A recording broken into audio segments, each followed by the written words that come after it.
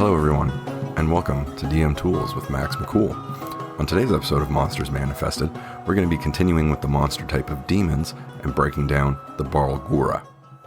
So, without further ado, let's jump right into it. The Barlgura takes up page 56 of the monster manual, but the lore and information of the Barlgura is a few pages back on page 53. So, let's begin there. The Barlgura represents the savagery and brutality of the abyss. Barlguras gather in packs to take down tougher foes, keep gruesome trophies from their victories, and decorate their territory with such objects. A Barlgura looks like a hulking orangutan with a gruesome drooping visage and tusks jutting from its jaw. Standing just under 8 feet tall, it has broad shoulders and weighs 650 pounds. It moves apishly along the ground, but it climbs with great speed and agility. And that's all we've got when it comes to the Barlgura. That's going to be a bit of a sort of running theme or motif with these lower demons, in that they have sort of a small paragraph or two of information in regards to their nature and behavior, but still there's a little bit there that we can pull from and make use of when it comes to developing scenarios and adventures and encounters implementing these types of creatures. But before we go into all of that, let's jump into the Barlgura's stat block, shall we? So the Barlgura is a large fiend, demon, with a chaotic evil alignment. It has an armor class of 15, which is natural armor. It has hit points that average 68 or 8d10 plus 24. It has a movement speed of 30 feet and a climbing speed of 30 feet. The Barlgura has a strength of 18, a dexterity of 15, a constitution of 16, an intelligence of 7, a wisdom of 14, and a charisma of 9. Its saving throws include dexterity plus 5 and constitution plus 6. Its skills include perception plus 5 and stealth plus 5. Surprising for such a large creature, actually. The Barlgura's damage resistances include cold, fire, and lightning. It is immune to the damage type of poison, and it is immune, of course, to the poisoned condition. The Barlgura has the senses of blind sight for 30 feet, dark vision for 120 feet, and it has a passive perception of 15. The Barlgura knows the languages of abyssal and telepathy for 120 feet, and it is a challenge rating of 5. Onto its abilities. Innate spellcasting. The Barlgura's spellcasting ability is Wisdom, with a spell save DC of 13. The Barlgura can innately cast the following spells requiring no material components. Once per day each, Entangle and Phantasmal Force. Twice a day each, Disguise Self and Invisibility. Reckless. At the start of its turn, the Barlgura can gain advantage on all melee weapon attack rolls it makes during that turn, but attack rolls against it have advantage until the start of its next turn. Running Leap. The Barlgura's long jump is up to 40 feet, and its high jump is up to 20 feet when it has a running start. And that's it for the abilities. Let's move on to the actions. Multi-attack. The Barlgura makes 3 attacks, 1 with its bite and 2 with its fists. Bite is a melee weapon attack with a plus 7 to hit, a reach of 5 feet on one target. On a hit, it does an average of 11 or 2d6 plus 4 piercing damage. Fist, also a melee weapon attack with a plus 7 to hit, a reach of 5 feet on one target. On a hit, it does an average of 9 or 1d10 plus 4 bludgeoning damage. And that's all there is when it comes to the stats of the Barlgura. So a fairly straightforward monster.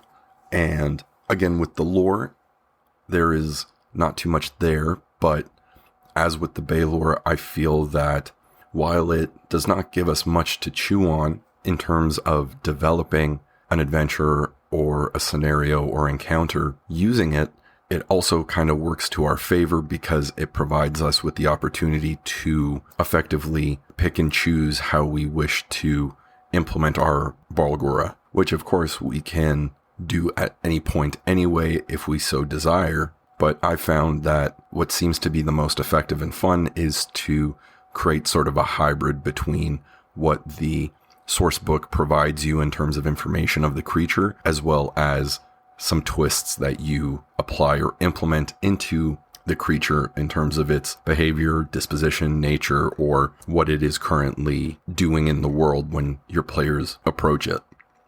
So with all that preamble out of the way, let's get into some adventure crafting, shall we? So right out of the gate, first thing I think of when I think of the Barlgura is, again, just a big, meaty wall of damage and treachery and a physical threat to the players. So when I say something like that, I envision more a challenge or trial of strength and force versus that of cunning, subterfuge, sort of manipulation and stuff like that. That being said, I think that there are still ways that you could implement a Barlgura that would make it interesting or intriguing and lead to something a bit more, let's call it investigative, rather than just a monster of the week situation or just a big boss at the end of the dungeon.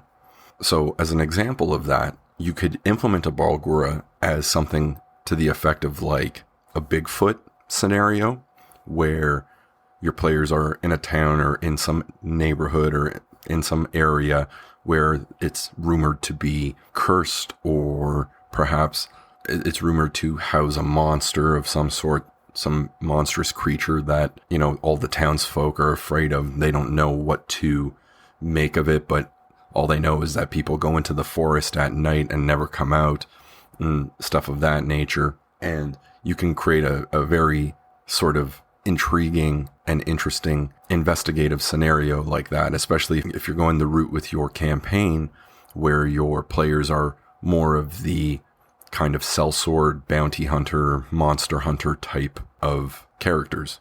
And then you can create a situation where, perhaps the guard of the town, they patrol and they go around the area making sure it's safe, but, they won't venture further than whatever it is. They won't venture further than, half a mile into the woods, because once you go past there, it's sort of like no man's land, and you go in there at your own discretion type thing.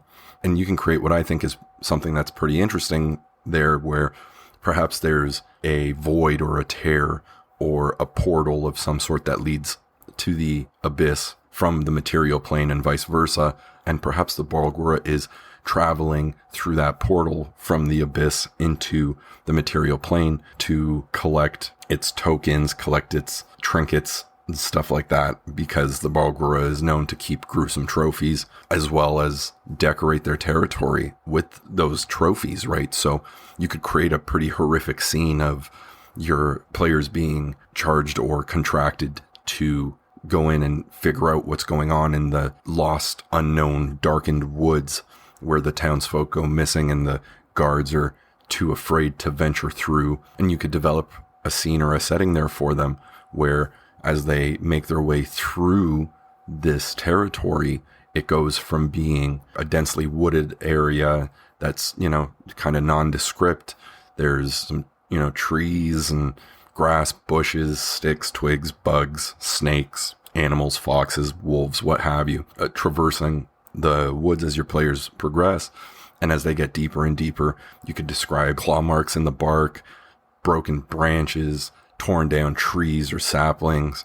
Perhaps you can, throw in some triggered traps that don't have anything in them, blood spatters, carcasses of furry creatures, stuff of that nature. You could even bring to light the significance of the threat by presenting them with like a bear carcass or an owl bear carcass that's just sort of been eviscerated and disemboweled, and it's blood and gore all over the place just outside the mouth of the cave that it resides in.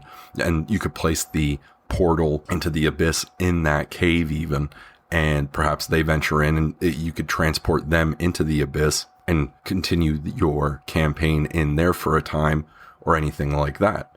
And once they get within a closer proximity of the territory of the Barlgura. You can present to them evidence of just viscera, just strange, sort of gruesome things, like perhaps there's half of a human skull that's decayed and, left on a rock outside the mouth of the cave. I think you could do very well in setting a sense or a notion or a feeling for how this creature operates. Now, another avenue that you can take using the Barlgura is something to the effect of an arcanist or necromancer or something like that is summoning these demons or has made a deal with a demon lord to grant entry of its minions into the material plane to cause havoc and chaos and lay claim to whatever it is with some form of promise, right?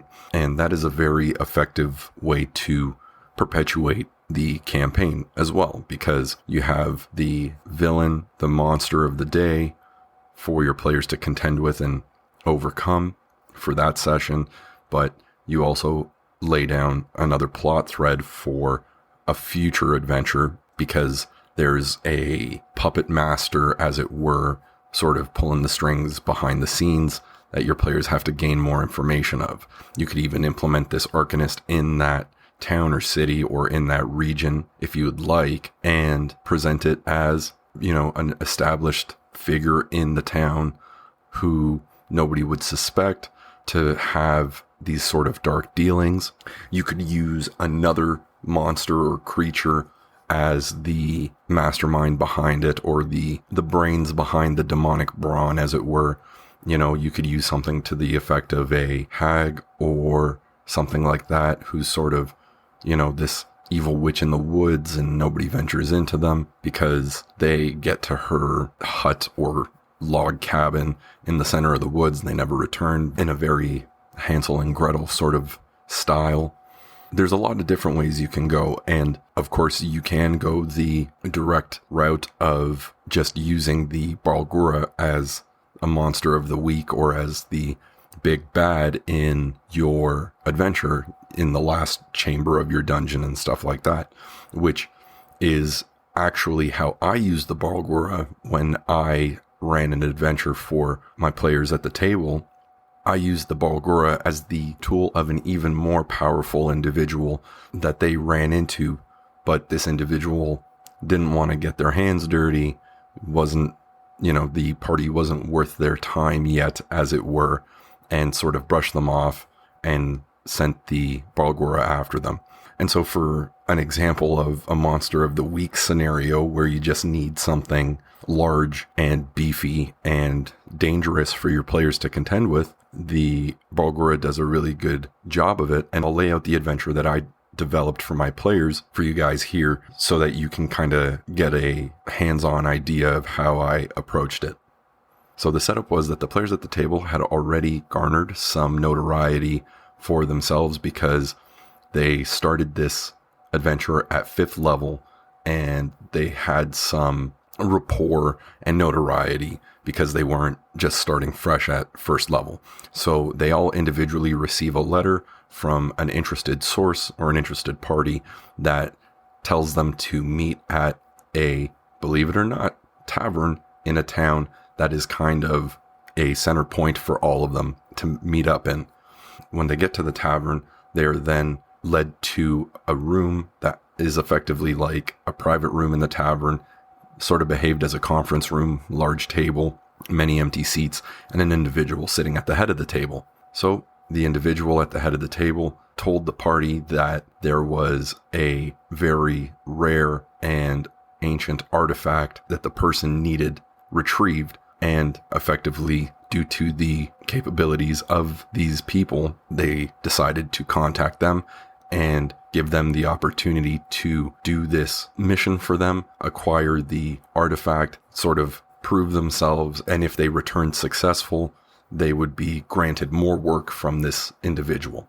Obviously, because the session continued, they accepted the deal and they walked off. They made their way to the area that they were supposed to go to, which was an ancient underground crypt or mausoleum that had been known and rumored to be the housing spot of a cult of individuals, which I named the Shatterhoods, and basically people sort of avoided going to that place because it was risky, it was dangerous, because there was a bunch of fanatics that resided in there. However, the general consensus was that people wanted them out of that place because obviously that was the burial grounds of their ancestors. So the players make their way to the crypt and they descend its steps. And as they descend its steps, I sort of pulled a fast one on them. And as they arrived, they saw a bunch of Shatterhoods fleeing the crypt, as well as corpses of robed individuals sort of strewn about the floor. And I think it played to a pretty decent effect with my players, because my players, I think, were expecting some heavier combat situations, some more intense sort of dungeon delving where every room, every chamber was a threat. There was something going on with traps, stuff like that, because that's sort of the way that I compose my adventures for my players. We've been playing together for a long time, and it's always a great time when we play, but my players very much enjoy the dice rolling and the combat and the strategizing of the game, more so than the social or RP aspect of the game, which they do participate in, and they do seem to enjoy doing that as well, but a lot of it is mostly for the sake of the benefit and gain of information to further the game itself, right? To further the plot and the narrative, figure out where they have to go next, figure out who to contact, figure out where to go so that they can go in and stop the bad guys. But anyway, back to the adventure. So they're in the crypt and they're sort of thrown off because all of these dangerous, threatening, obsessed, fanatic cultists are basically running away from whatever is within the depths of this crypt. And as they encounter the players, the cultists actually are begging the players to help them get away, not to hurt them, to let them live and to spare their lives, and they'll never do these terrible things again and all of this stuff. And it created a lot of confusion for my players in a good way, I think, but it also raised the level of intrigue, in my opinion, as to what pot of gold is at the end of this rainbow type thing. So my players go through the crypt, they clear out all the chambers, they spot a bunch of dead bodies, they find some knickknacks and trinkets here and there. They found a secret chamber that I had no idea they would actually find. I just placed it there as sort of a goof, just to see, just in case.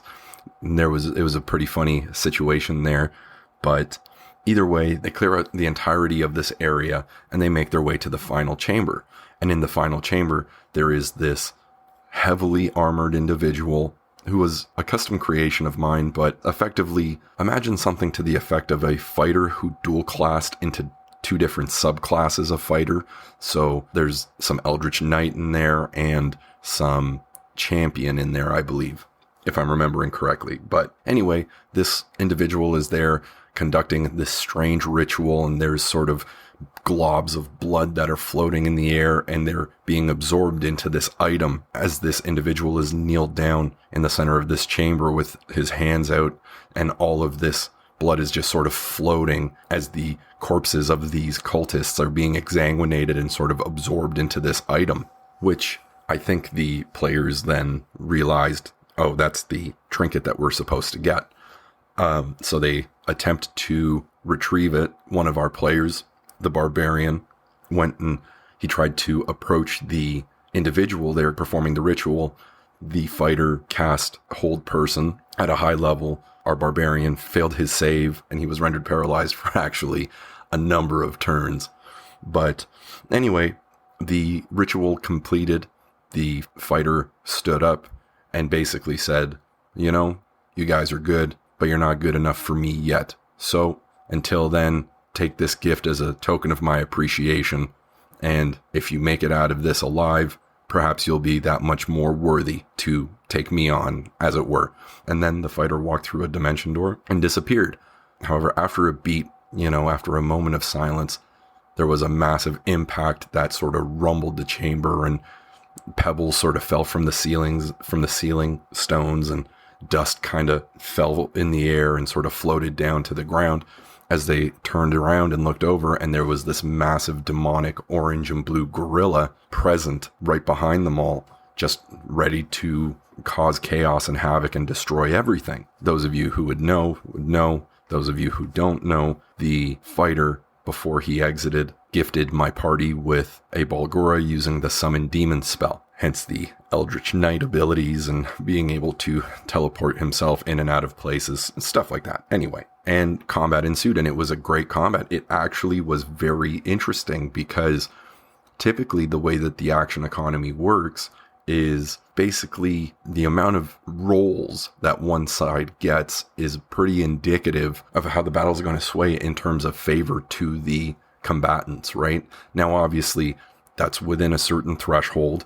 You know, you can't have one Tarask going up against 4, 5, 6, 7 level 2 characters, because it's not going to happen, right? The Tarask is going to destroy them, obviously, because it is, almost an order of magnitude. Actually, it's more than an order of magnitude higher in terms of its powers. So, but within reason, 4 players at level 5 going up against a single level 5 monster, usually they might have a tough time and might receive some rough hits from the monster, but they'll get their hits in, and generally they'll come out victorious from that battle. The Barlgura, though, played very, very well for me with a sort of hit and run strategy, right? So the Barlgura is not very smart, but it does have some wisdom. So it does contain a little bit of logic there and ability to understand how to be efficient and effective in what it can do, right? Some would argue that that's more of an intelligence aspect than a wisdom aspect, but there's a case to be made that it's sort of subjective, right? Because that could be intelligent thinking, sort of front brain thinking of, it has to strategize, it has to figure this out, it has to do that.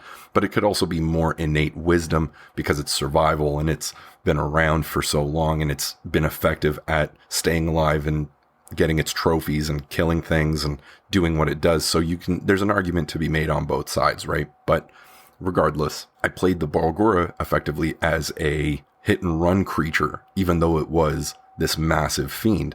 So basically what the Barlgura did was it appeared, it took on the closest individual to it, which was our party's blood hunter, if I remember correctly, and it actually knocked him down in one set of multi-attacks. It was 1 bite and 2 fist attacks, and those 3 attacks all hit, and they all did a very solid amount of damage. And basically within 5 seconds, the blood hunter was down, which is already a problem for the party right there. One of their DPS guys is down, and the game hasn't even begun, right? Combat has basically just started. Then, after that attack, the Barlgura went on to the next player, which I believe was the monk, and started giving our monk a hard time. As that took place, the sorcerer, I believe the sorcerer tried to get some range, step away from the Barlgura, and fire spells at it. When they were successful, as was the monk, and all the while the barbarian was still frozen, trying to break out of the hold person spell so he could actually get into the fray, which he couldn't for a very, very long time. Once he did break the hold person and managed to get up close and personal with the Barlgura, he made some really good hits on it. The Barlgura said, "Oh, this might be a little too heavy for me," and on its next turn, it cast invisibility and it disappeared from sight. The players, not knowing what had happened, because this massive 8-foot tall demon ape was present in one moment and gone the next. The players not knowing what happened, they sort of were on their heels and not sure what to do. And they were sort of, they sort of let their guard down a bit so that they could look around and investigate and see if they could gather any sort of evidence or information on what was going on. And I think it did well to lead to some tension, because what the Barlgura did was, while it was invisible, it moved away from the zone of combat about 30 feet or so. And after about a round of downtime, as the players were picking up the blood hunter and sort of gathering themselves and trying to figure out what they could find in terms of evidence and information, whilst also keeping an eye out for this massive monster, the Barlgura leapt in the air and sort of reappeared and landed and slammed onto one of them. I can't recall which one it was, And basically combat started right up again, and they were caught off guard once again. And I think that played out pretty well and effectively as something fresh and different for the players at my table. And I did it once more because the Baragura can do it twice a day. And I knew that my players would probably beat it and be able to defeat the Barlgura, so I didn't mind using the Barlgura's abilities sort of loosely, and just letting it sort of go off, right? And be reckless, do its multi-attack, let it use its spells and stuff like that. I believe the Barlgura also cast Phantasmal Force or Entangle, I think, during the combat. But either way, it was a actually surprisingly harrowing battle, and the players overcame it, failed to acquire the artifact, but wink wink, that was kind of always the point, because when they return, the interested party, the informant as it were, tells them that they knew that they wouldn't be able to acquire the artifact, but now they had sort of a face to the target that would be the overarching villain for that campaign. And yeah, and that's basically what it was. That was the adventure I had set up. So as you can see, it wasn't anything crazy or highly involved and complex and stuff like that, because I don't think it really needed to be, right? At least not for the guys at my table. My players and I, we've played together for many, many, many years, and we know what game it is we want to play when we all sit down and roll those dice, right? So this might be a little too simple and straightforward for you as a dungeon master or for the players at your table, but whatever your game is, you can change or mutate or manipulate or adjust however you see fit to make it work for your table, right? Really, the only important thing is that everyone there is having fun and creating some cool memories that you can look back on and talk about for years to come, which my players and I still do to this day. And it's a great feeling, to say the least. But feel free to use that adventure. I know I didn't provide very much information on it, but to be completely honest, that is basically the framework of the adventure that I came up with. That was the skeleton of it. And I kept it pretty breezy in that way because I like to allow for outside influences, let's call it, to inform the session as I'm running it.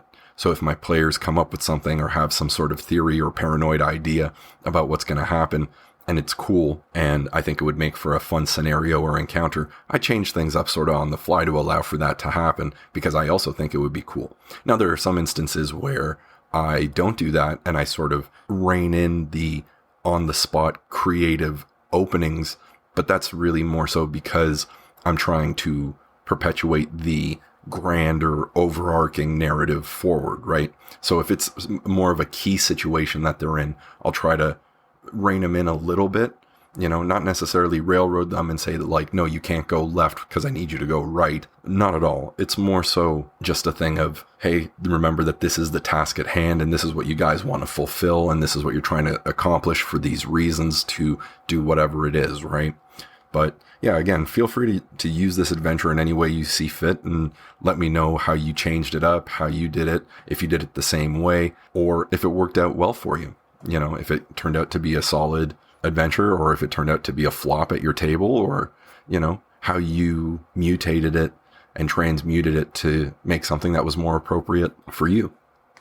But again, all in all, I think the Barlgura is a pretty cool creature, a pretty awesome demon. Just unique, I think, demonic orangutan ape monster, just you get serious King Kong vibes from the Barlgura and using the Barlgura too. The imagery is so good. It lends itself to the imaginations of the dungeon master and the players. Everybody at the table kind of has this immediate archetypal image in their mind of a massive ape monster just sort of smashing through walls and beating things down, and it makes for a very, very rich battle or encounter, I think. But that's all I got for you fine folks today when it comes to the Barlgura, our second lower demon in the demon's monster type. Next episode, we're going to be covering the Chasme, which I think will be interesting. I think it could make for a pretty cool monster. It looks sort of insectoid, kind of like a wasp or mosquito type of creature. and I look forward to seeing what we can come up with as we go through its lore and stat block. But until then, I'd like to thank you all once again very much for tuning in to this episode of Monsters Manifested. Please feel free to leave a comment, a review, rate me 5 stars. You can rate me 1 star. You can tell me I suck, or you can tell me I suck and rate me 5 stars. That way we both get what we want. I think that's cool, If you're listening to this episode of Monsters Manifested on YouTube, please do like, comment, share, subscribe, click that notification bell thing, because that way you get informed every time I upload a new episode. And, it would help me out and help the channel grow, help the podcast grow, maybe help these episodes catch the ears of more up-and-coming, sort of blossoming dungeon masters and game masters, of course. Everything that I'm presenting is not necessarily restricted to 5th edition. These ideas and concepts can be implemented in any tabletop game, and you can skin them for other themes or settings as you see fit. But either way, until next time, have a good day, everyone.